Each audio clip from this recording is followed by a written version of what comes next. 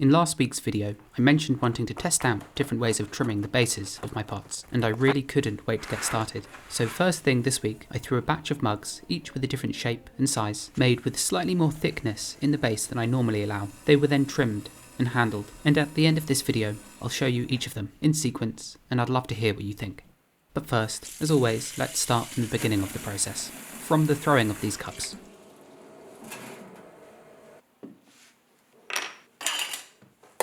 I'm using reclaimed clay for these. There's a range of stonewares in here, some porcelain too, and this stuff has been sitting up on the workbench, uncovered like this, slowly drying out for a couple of days, and I think it's finally firm enough to throw with. This should be enough for about 15 cups, and this process you see here is called spiral wedging. I won't go into much detail about it here, but it is a subject I've made a much longer video about if you'd like to really get a much better understanding of it, a link to which I'll leave on screen now and in the description below. But essentially, it's a way of folding the clay in a rhythmic manner that gradually blends the body and removes the small pockets of air the clay might contain. And it is a bit softer than I thought it might be, but I should be able to get away with it, although I imagine I'm going to be using the heat gun quite a bit.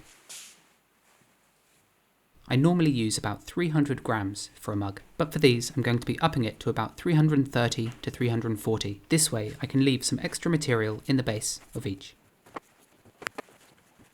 The lumps of clay are then given a pat and a roll to amalgamate all the weighed out pieces and to make them into round shapes that are easier to throw with.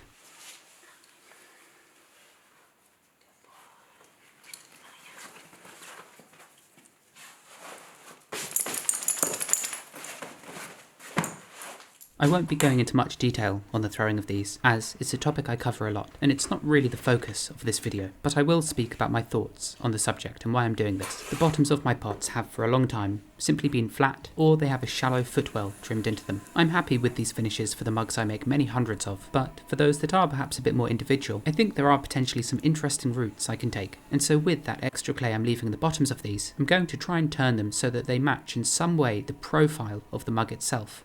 For instance, if the vessel has a step in it, perhaps I can trim some kind of step in the bottom of the pot, or if it has angular sides, perhaps I can reflect that in the foot, but we'll see. I think there's going to be a delicate balance, as I obviously still want to keep these objects minimal in nature, as is the aesthetic of my work, but I think it might be overly easy to make them a bit too decorative.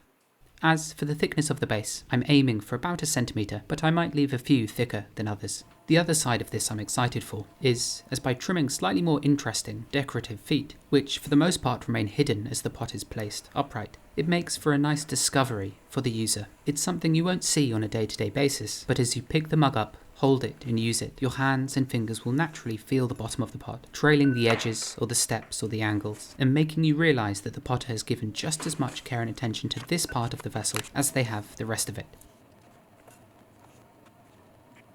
And there's going to be rather a lot of failure in this video, as there normally is when trying new things, so prepare yourself. But essentially, my aim when throwing these is to make sure that each is slightly different from the last. They have to remain within my family of shapes, so no curves or anything like that, but even with these self-imposed rules I have, it's surprising just how versatile they can be. And with these mugs thrown, I'll now let them sit out overnight to slowly turn leather hard, whereupon they can be trimmed and refined. I'm often asked the question, how long do you leave your pots to turn leather hard? And the answer is it's really impossible to give you a solid, accurate response, as how long it takes changes all the time. The clay's initial firmness, the weather, if the kilns have been on or not, and how proactive I am in actually making the pots turn leather hard, such as placing them up high in the studio, leaving them uncovered, or directing a fan at them, all play into this and can all increase and decrease the time it takes to turn leather hard. There is no one way of doing it, or a set amount of time that will work for everything. Instead, it's something you learn through doing and experience. Now, if you're familiar with my work, you'll know that for things like jars and mugs, basically anything that isn't a bowl, have their bases finished like this. Both have a beveled edge around the bottom, and sometimes I trim a hollow into them too, a footwell. The beveled bottom does two things. The first is that it creates a band of shadow underneath the pot, which makes it appear lighter, as if it's just floating ever so slightly. The other thing it does, as compared to say just a simple right angle, is create a point of contact that's less likely to chip and become damaged with use. And so these two qualities are ones I'll try and continue in these new feet. Now, to trim these, I'll be using both a chuck, which is simply a solid lump of clay that's kept leather hard through continuous dunking in water and wrapping in plastic. I trim the pots on top of this, But I'm also going to be turning these pots the right way up, as some might need some finishing on the inside, and so that I can really perfect their profiles, which is something I sometimes find tricky to do if the pots are upside down. But in some instances, if the pots have dried slightly unevenly, I flip them upside down and trim the bottom flat, like so. Then, when flipped the right way up and attached to the wheel via some slip, they usually spin nice and evenly again. And if you'd like to learn a lot more about attaching a pot to the wheel, like this, then you're in luck, as that's another subject I've made a much longer educational video about, a link to which you'll find on screen now and in the description below. With the cup firmly attached, I'll begin trimming the sides and sometimes the lip if it needs it. Then, with the profile trimmed, I'll slice the vessel off, place down the chuck, and centre the pot on top of it. Tab centering is another really useful skill if you are trimming pots quite intensively. And you've guessed it, that's another video I've made a much longer tutorial about, a link to which you can find in the description.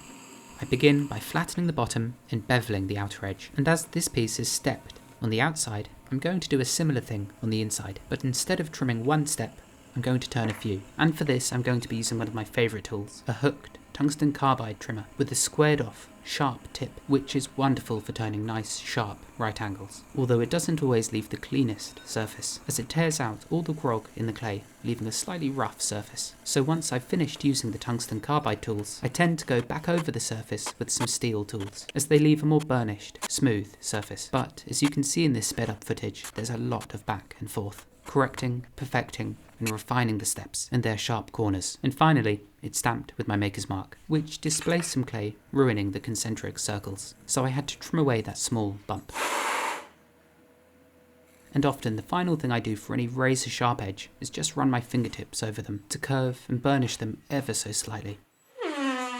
And I push the pots down onto the chuck like this, just to make sure the rim is lovely and round. And that's the first, slightly more decorative foot finished. Although at this point, without a handle, they don't really feel complete, but I've got a lot more trimming to do before I can begin the handling process. This next mug is a similar shape, and I'll be turning another stepped form into the bottom, only this one will have a much narrower outer foot, which hopefully gives the vessel a much more delicate feel. Also, are these cups or mugs when they haven't got handles? Is it a handle that makes a cup a mug? I think that sounds about right. Anyway, I think I prefer the thinner outer edge, but let's see what else I can come up with. This angular cup tapers out and then in towards the base, so it's that quality I'm going to try and reflect in the foot.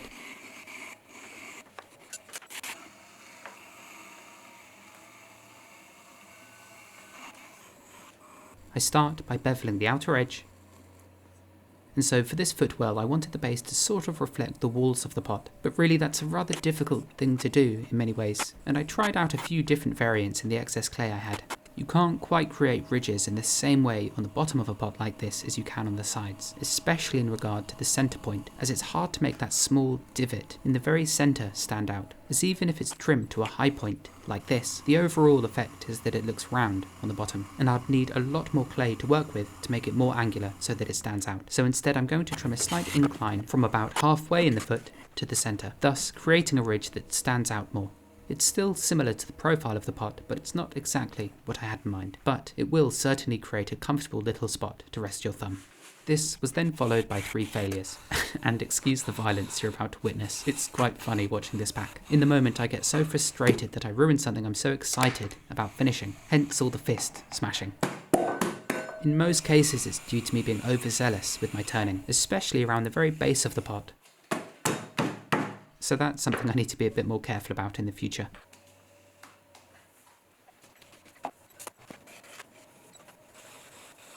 We're back with the stepped vessel, and for this one I just want to make the steps much closer to each other, meaning there's a larger expanse of clay in the centre of the foot, so that it's a bit more similar to those feet I normally make. When turning on top of a chuck like this, if I were to just hold the blade and slowly glide it out horizontally, there's more of a chance it will push the pot off centre in that direction. So instead I trim the clay away bit by pushing it down over the areas I haven't yet trimmed. I find this works especially well on the first pass, when more material is being removed, but it also helps the further out you get, where the pot overhangs more and more. To keep the blade itself steady, I'm grasping the handle with my right hand, and the fingers of my left hand are bracing the blade, keeping it really steady as I trim away layer by layer. I think the key here when turning these cascading steps is to make sure their height and width is the same on each, which is something I'm doing more or less entirely by eye. If instead I was turning say 50 mugs to look just like this, I'd probably use a Sharpie to draw some lines on the blade of the tools I'm using, small visual guides so that I know just how much to trim away as I'm working, without the need of getting a ruler out every 10 seconds, which is the exact same reason I use a throwing gauge whenever I'm making pots that are all meant to be identical. This next mug has an angular shape that comes into its most narrow point around the waist, and so for the foot of this piece I'm going to trim something a bit more angular with a slope that goes down from the outer portion of the foot. I think this one reminds me a bit too much of a subwoofer or a speaker or something like that, although I really like how the planes and angles catch the light differently. Maybe a handle will make this piece look better. Next, another stepped vessel, and the reason you see me stuffing the chuck into it like this and rotating it is just to round the rim again if they have become slightly misshapen. I really want to simplify this foot, so I'm going to be leaving the outer portion much wider with a simple, deep hollow in the centre. Which I don't mind actually, although it's perhaps missing the delicacy and finesse I'm after, but let's continue.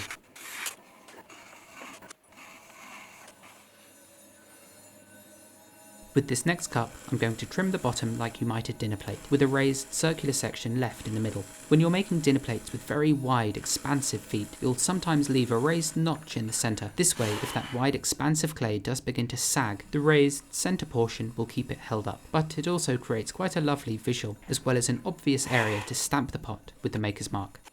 When it comes loose like this, it's generally my fault for not pushing it down hard enough to begin with, or the blade catches on something like a piece of grog, or the blade has simply been pushed down too firmly, suddenly incapable of removing the massive clay beneath it.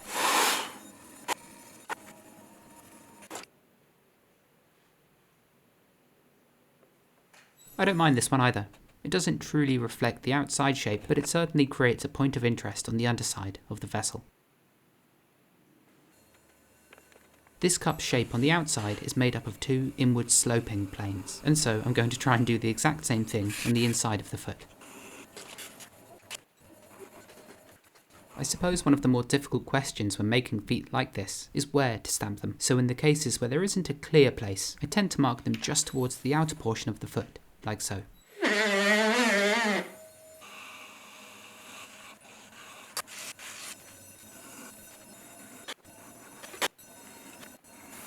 These 3 steps are much more condensed than the others, and I think this could be my favourite yet. It's certainly one of the most decorative I've trimmed, but due to how tight and small the steps are, they don't feel particularly overwhelming. So, with 3 lost, we're down to 10 mugs only, but I think I'm relatively happy with the variants here, but there might be a couple too many stepped versions. The next time I do this I'm going to have to avoid them altogether.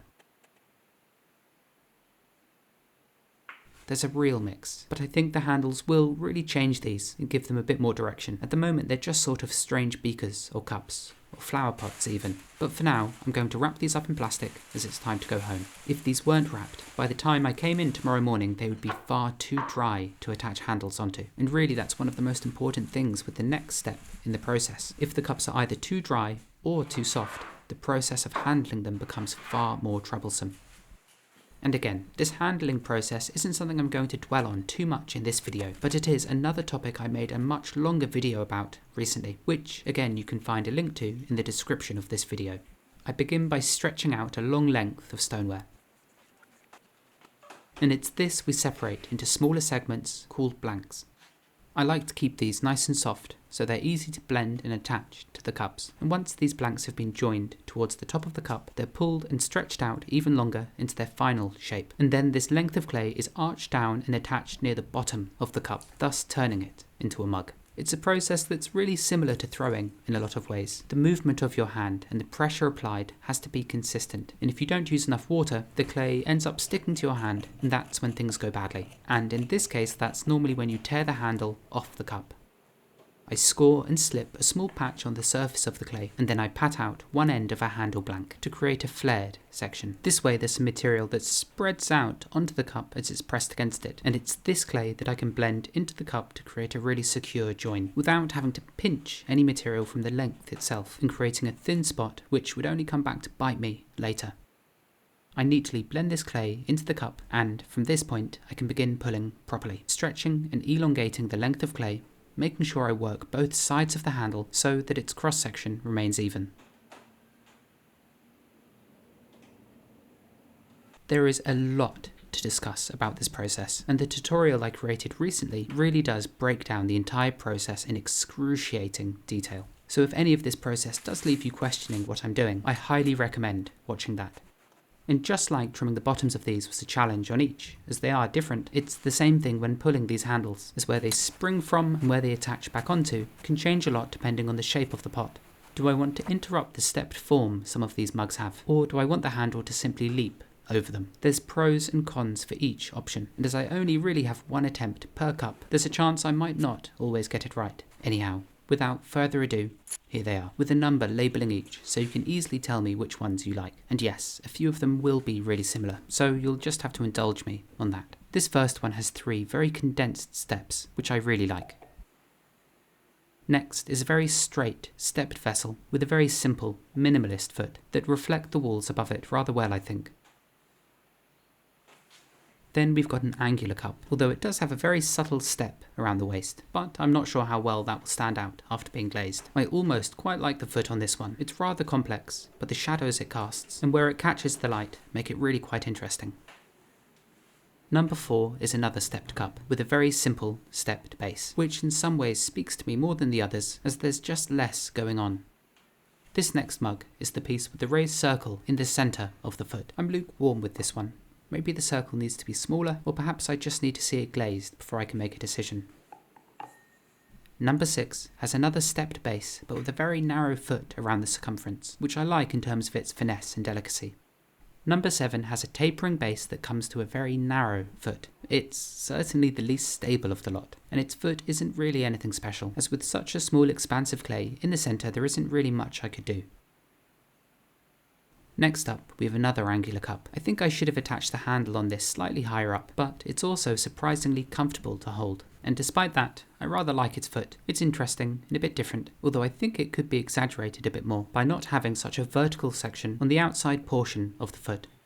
Next, number 9, and I think this is probably the most outrageous design, and the one that feels the least conventional, which I suppose is a good thing, and was the point of this experiment to begin with.